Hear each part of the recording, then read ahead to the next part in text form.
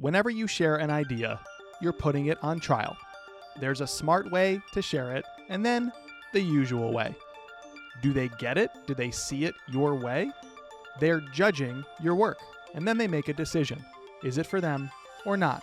Do they like it or not? How you explain your ideas determines whether or not they care. Mostly, it's messy. You have an idea or even made the thing, but don't know how to explain it in a coherent way. What do they need to hear, and how do they need to hear it so they agree to spend time with it, to read, watch, listen, subscribe, or buy? Can you make the lawyerly logical case for that idea? If you can, it'll suddenly click. Oh, this is for me. This is awesome. This is episode 2 of our special Making of series, going inside the creation of my podcast, How Stories Happen. I want this series to do 2 things. First, I want to share parts of my own messy process publicly because we almost never get access to that stuff from anybody. And second, I want to convince you that the mess you might be facing creating something in your work is not a problem with you, but actually an indispensable part of making meaningful things. So instead of trying to skip the mess, I hope after watching this series, you'll face that mess with more confidence and joy.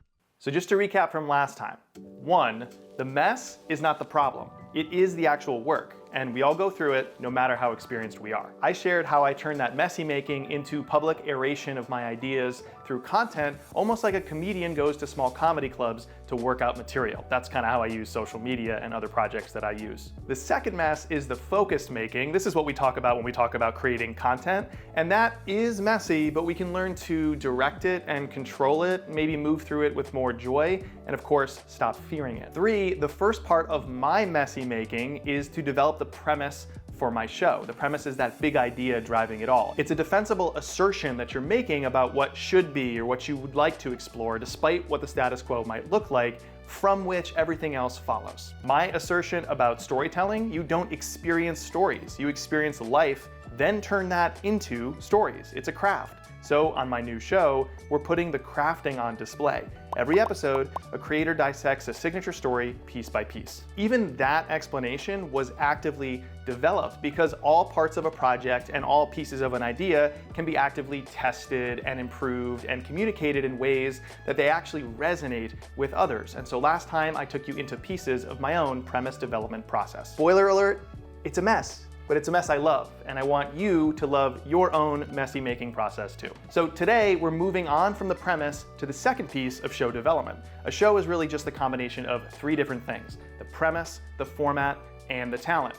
But we have the premise already, so now we need to figure out the format. How do I actually structure an episode and move somebody consuming one from the beginning all the way to the end? We need a plan. So if the job of the premise is to provide others motivation to hit play, then the format provides motivation to stay. What's the plan every episode? We need to make a lawyerly, logical case throughout. Now, every show benefits from some kind of structure, and really, especially in my home base of business content, this is a huge missing piece. There is no plan to grip you and hold your attention because we're so obsessed with merely grabbing it. So we need that episode format. So instead, what do we get?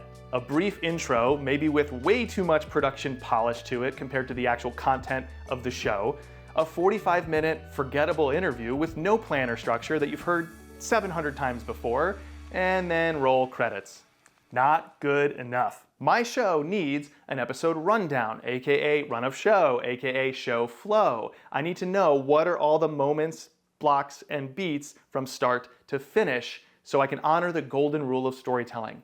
Get them to the end. But the big problem is that your format or episode structure might look and sound good in theory, like in your notebook, but when you start to make something, you run into all these crazy variables. It's a mess. Sound familiar?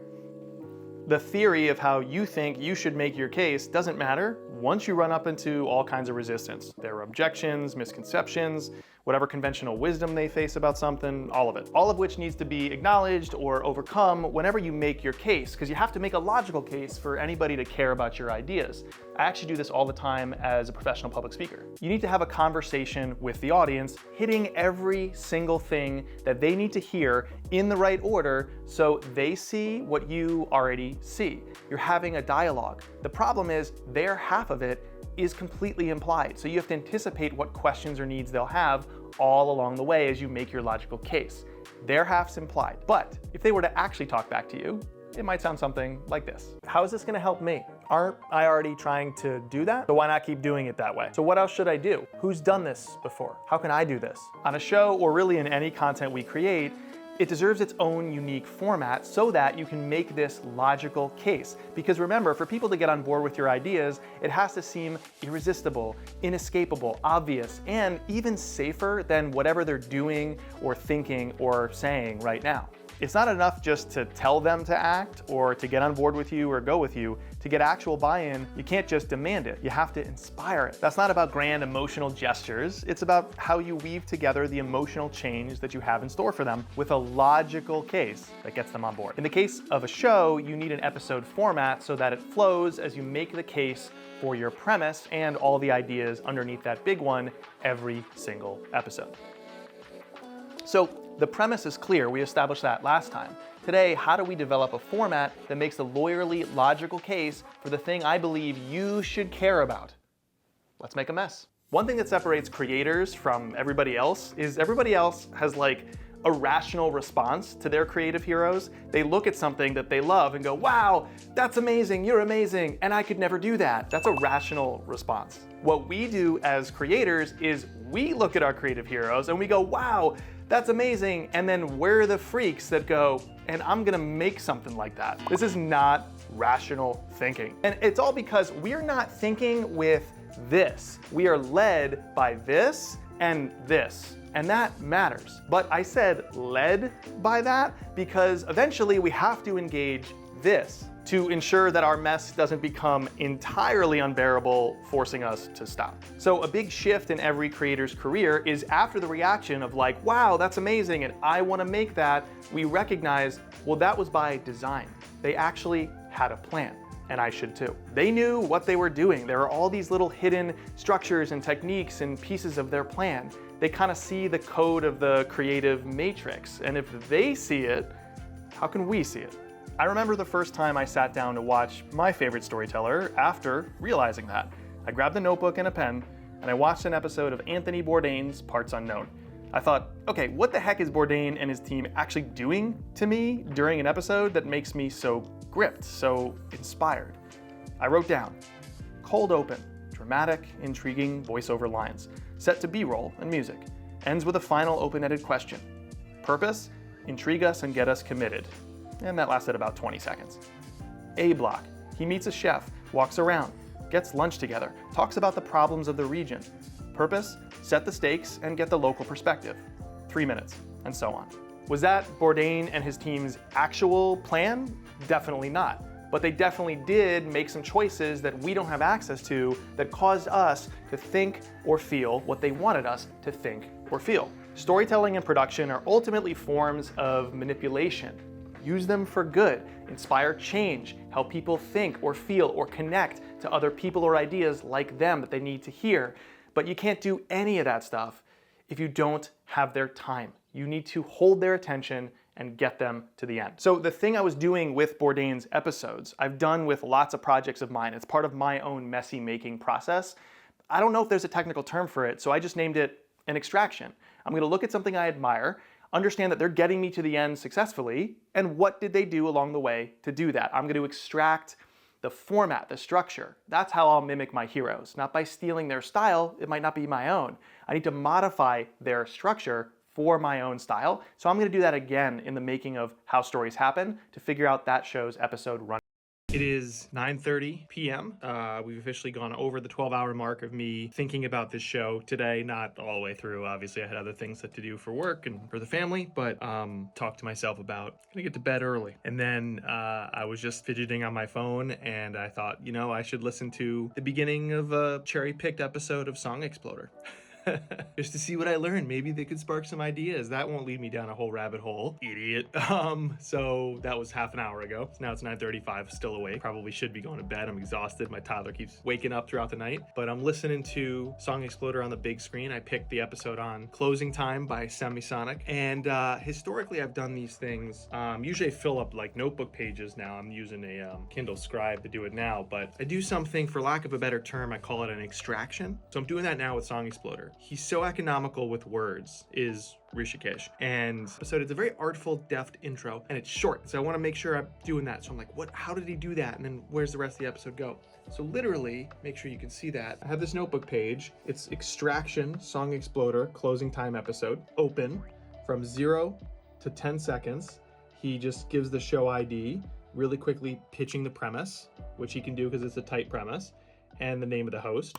You're listening to Song Exploder, where musicians take apart their songs and piece by piece tell the story of how they were made. I'm Rishikesh Hirway. Then he has an ad section for about a minute. He has 2 ads. This episode is sponsored by Dave's Killer Bread. Then A block. A block is only about a minute 10. I named the A block Steaks and Potatoes. I run a membership called the Creator Kitchen. I'm Italian, also a dad and corny. Steaks and potatoes. So what does he do in the first, in that minute? That's sort of the real first content. He sets the stakes for the episode to make you care, make you want to listen, opening questions in your mind, and also share some of the, the potatoes of it, the basic context. So you're not like, who is this artist? What is their deal? Why do I care? He gets the basic questions out of the way in voiceover. There are some songs that you've heard over and over and over again throughout your life. Closing Time by Semisonic is one of those songs for me, and I think for a lot of people. And I always figured I knew what the song was about. Closing time at a bar. But it turns out there's more to the story. So I'm not done documenting this episode, but once I go through the entire runtime of this episode of Song Exploder, episode 176, I will have extracted the run of show and then can modify it. And I will be modifying it as I write, because I'm always thinking how it would apply to my world. And basically, and this is what I tell a lot of people that I coach, you shouldn't, people say like steal like an artist, Austin Kleon, that famous book, or people talk about, like modeling your heroes. I think a lot of times we're trying to copy them tonally. I think we should try and copy them structurally, because tonally, like, I'm not very much like Anthony Bourdain, but structurally my stories always have been, and that's intentional. There's a reason. It's because I'm extracting the structure, and now I can use it. And after I try it on a few times, I'll understand which parts fit me and which part needs adjusting. And I'm gonna butcher the metaphor because this is about as fashionable as I get. Anyways, now it's 9:42 and I really ought to go to bed. Good night. So now I need to take what they do so well and modify it for my show.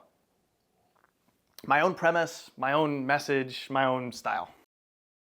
Okay, so it all kind of leads here. Obviously, we're trying to make the lawyerly logical case every episode for the premise of how stories happen.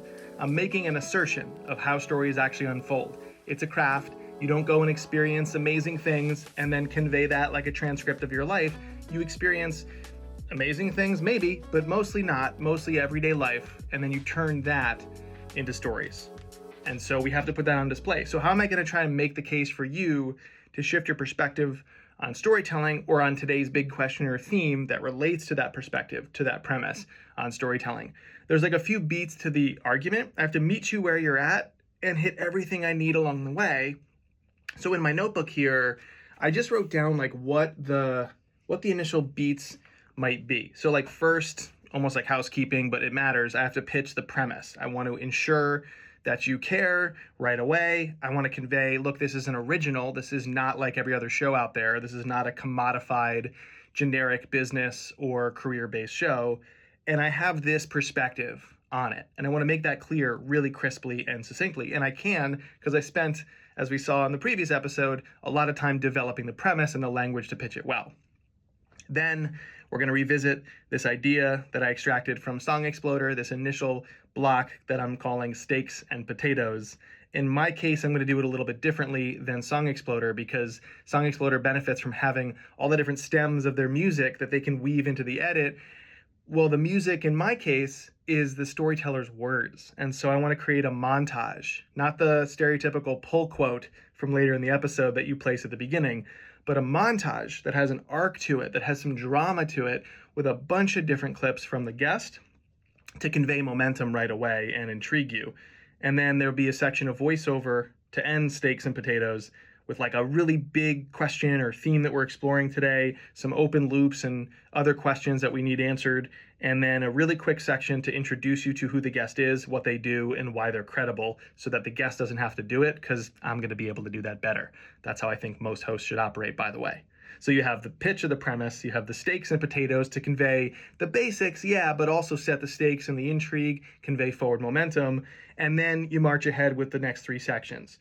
I want to ground the guest in reality. They're not this amazing person on a pedestal, because they need to be able to articulate how they went through or go through still what you, the listener, are going through, so you can relate to them. And then they'll share some insights and stories about their backstory and how they view storytelling there. Then we're going to move to the story itself that they'll share and the analysis that follows, or we workshop it together maybe. And I'll have some stock and bespoke questions at the ready, but mostly that'll be in the moment follow-ups. And the thing I'm missing here is, like, how do I transition into the story and then out of it? Because I can't be like, whenever you're ready, your signature story, go. You know, I have to find a nice way to smooth the edges between us chatting and talking shop, and then you, the guest, sharing your story. And then I need a way out of it. What's the first thing I say after they finish? Because we want to carry momentum forward. It could be really awkward and clunky. I'm going to have to figure this out in a pilot. And then there's some segments that I might try and deploy. Like, I like this one, first, last, favorite. Because I think the first and the last moments of any story or experience really matter. So I want to revisit those 2 things more fully with the guest. And then favorite, what are each of our favorite bits that we can iron out or at least articulate from the story? And then finally, I like to end pretty much every show or speech, any linear experience meant to inspire action in the audience. I don't want to be like, well, that's my time, thanks. Or like, hey, Sam, thanks for coming on. Thanks, Jay. That kills momentum. I want to give the final word to the guest, something punchy, something powerful, something inspiring. I call that section exit velocity. So that is me making the lawyerly, logical case, all the things you need to hear in the right order to care about the guest, to care about the theme or question the guest is here to help illuminate, and to care about this premise that I'm exploring every episode on how stories happen. Now I have something to bring into the courtroom to defend my premise. I kind of know the shape of my case that I'm making every episode. And I know all the things that you might need to hear using this rundown and in what order, and I'll get better and better at executing it. But I need to start that improvement process. In other words, I need to pilot this thing and actually craft the first episode of the show. And look, I know I can deliver a straight ahead interview in an above average way. I've done like literally hundreds of interviews as a show host, which is a bizarre thing that I now get to say about myself. That's not what this show is. Every episode is a journey to understand something and change something. We're trying to understand how stories happen every single episode. And I'm trying to change you, your understanding, your execution of your own stories. I don't want you to learn story in any external abstract way. I want you to be a storyteller, to bring that skill with you in everything you do and draw consistently and confidently on your own little life moments. And then put your butt in the chair and actively craft that material into stories. But to do any of that, I need you to spend time with me and time with my show. And that, as all of our creative heroes know, is something you earn by designing your experience intentionally. That's the thing about sharing our ideas. It's not enough to reach people. You have to resonate with them. Stop telling people why they should care and show them. Make the case, make them care. Next episode, now that the show has a premise and a format, how do we actually create how stories happen? It's time to pilot this show. And the thing is, there's actually 3 different types of pilots that we should all be making to ensure a project succeeds, and most of us only make one. That's next time.